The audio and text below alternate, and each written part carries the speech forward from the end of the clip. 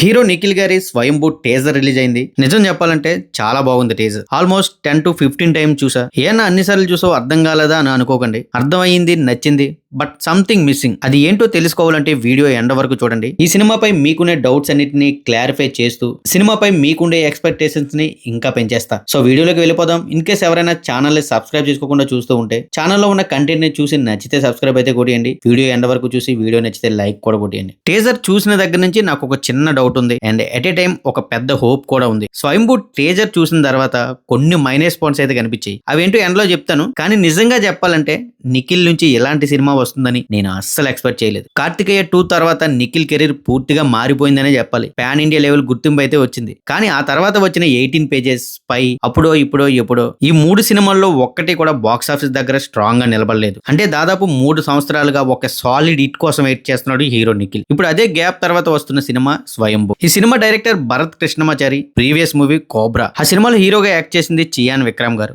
Cinema మంచి buzz మధ్య release అయిన అనుకున్న స్థాయిలో అయితే ఆడలేదని చెప్పాలి. కానీ ఆ సినిమాలో డైరెక్టర్ స్కిల్ మాత్రం బాగానే కనిపించింది. అంటే డైరెక్టర్ కి విజన్ ఉంది. ఇప్పుడు ఆ విజన్ ని ఇంకాస్త పెద్ద స్కేల్ లో చూపించబోతున్నారు అని అనిపించింది ఈ స్వయంభూ టేజర్ చూసాక. ఈ సినిమా కోసం నిఖిల్ 3 సంవత్సరాలుగా కష్టపడుతున్నాడని మనందరికీ తెలుసు. అందుకే ఆడియన్స్ లో ఒక చిన్న టెన్షన్ అయితే ఉంది. మరి అది వర్కౌట్ అవుతుందా? కానీ టేజర్ చూసిన తర్వాత ఆ భయం చాలా వరకు తగ్గిందనే చెప్పాలి. ఎందుకంటే ఆ లెవెల్లో ఉంది టీజర్. ఈ సినిమా కథ 100 సంవత్సరాల క్రితం 985 ఏడీలో సెట్ అవుతుంది. రాయలసీమ, తంజావూరు ప్రాంతాల బ్యాక్ డ్రాప్. మన టెక్స్ట్ బుక్స్ లో కూడా ఎక్కడ వినని, కనబడని, చరిత్రలో ఎవరో మాట్లాడుకోలేని ఒక యోధుడి కథ. కృష్ణ అనే ఒక సాధారణ సైనికుడు ఆడుతూ పాడుతూ తిరిగే ఒక అల్లరి కుర్రాడు. అతను ఎలా ఎదిగాడు, చివరికి తన రాజ్యాన్ని, చరిత్రని మార్చే స్థాయికి ఎలా వెళ్ళాడు అనేది తెలియాలంటే ఈ స్వయంభూ రిలీజ్ అయ్యేదాకా ఆగాల్సిందే. ఇది ఒక రాజు కథ కాదు, ఒక అండర్ డాగ్ స్టోరీ అని చెప్పాలి. టీజర్ లో సునీల్ గారు ఒక మెయిన్ రోల్ లో కనిపించారు. ఆయన క్యారెక్టర్ చాలా ఇంపాక్ట్ఫుల్ గా అనిపించింది నాకైతే. అలాగే సంయుక్త Menon, Nabha Natesh, Subbaraju and Satya.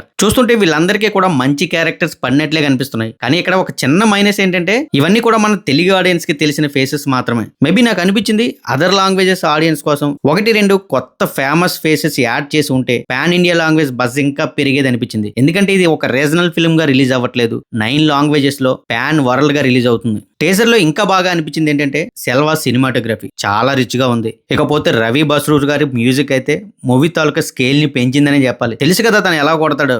Action films వరకు ఓకే, బట్ ఈ పిడియాడిక్ డ్రామాకి ఎలా కొట్టాడో సినిమాలోనే చూడాలి. టీజర్ లో అయితే అద్దరు కొట్టాడని చెప్పాలి. బాహుబలి, త్రిబుల్ ఆర్, కల్కి లాంటి సినిమాలకు పనిచేసిన ఫైట్ మాస్టర్ సల్మాన్. టీజర్ లో చూపించిన కొన్ని వార్ షాట్స్ ఏవైతే ఉన్నాయో అద్దిరిపోయాయి. మొబైల్లో చూస్తేనే ఇంత గ్రాండ్ గా ఉంటే ఇంకా బిగ్ స్క్రీన్ మీద చూస్తే ఏ ఫీల్ వస్తాయో ఊహించుకోండి. టీజర్ లాస్ట్ లో ఇంకా బిగ్ సర్ప్రైజ్ ఏంటంటే పాన్ వరల్డ్ ఫ్యాక్టర్.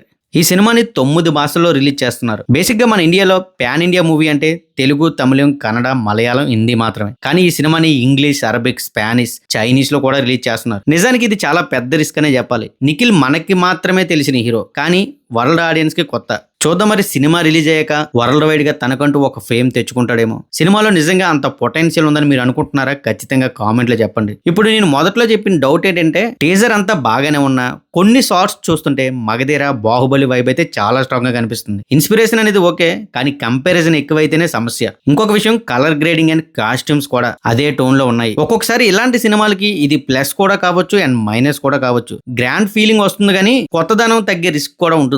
ఎందుకంటే ఈ సీన్స్ చూడండి, మగధీరలో ఇలాంటి సీన్ ఎక్కడో చూసామని ఫీలింగ్ కలిగింది కదా. అండ్ అలాగే ఈ సీన్ చూడండి, ఇది బాహుబలి మూవీలో అవంతికని చూసినట్టుగా లేదు. అండ్ అలాగే ఈ సీన్ చూడండి, బాహుబలి వార్ ఎపిసోడ్ లో ప్రభాస్ ఎగిరినట్టు ఎగిరాడు కదా. సో ఇలా కొన్ని scenes and colour grading almost ఆ 2 సినిమాలను పోలి ఉంటే, బట్ సినిమాలో ఓవరాల్ గా ఇంకెన్ని ఉన్నాయో చూడాలి. ఆడియన్స్ కి కథ నచ్చి మూవీ కంప్లీట్ అయ్యేసరికి అబ్బా ఏముందరా సినిమాని ఫీలింగ్ కలిగితే ఓకే, లేదంటే కంపారిజన్స్ మొదలెడేస్తారు. ఆ తర్వాత మామూలుగా ఉండదు. కానీ ఓవరాల్ గా టీజర్ మాత్రం చాలా బాగుంది. రిస్క్ పెద్దదే, బట్ కాన్ఫిడెన్స్ ఇంకా పెద్దది. లాస్ట్ టైం కార్తికేయ 2 తో నిఖిల్ కెరీర్ మారింది. మరి ఈసారి స్వయంభూ తర్వాత తన రేంజ్ ఏ స్థాయికి వెళ్తుందో చూడాలి. ఇందుకే మీలో ఎవరైనా టీజర్ చూసారా? చూస్తే మీకు ఎలా అనిపించింది? 9 భాషల్లో రిలీజ్ అవుతున్న ఈ సినిమా తర్వాత నిఖిల్ పాన్ ఇండియా స్టార్ అవుతాడా లేదా? మీ ఒపీనియన్ ని కామెంట్ లో తెలియజేయండి. వీడియో నచ్చిందని అనుకుంటున్నా. నచ్చితే వీడియోకి ఒక లైక్ అయితే వేసేయండి. ఇన్ కేసు ఎవరైనా సబ్స్క్రైబ్ చేసుకోకుండా చూస్తూ ఉంటే సబ్స్క్రైబ్ చేసుకుని సపోర్ట్ చేస్తారని కోరుకుంటున్నా. మరొక మంచి వీడియోతో మళ్ళీ మీ ముందుకైతే వస్తా. Thank you guys, thanks for watching. This is Mahesh signing off. జై హింద్.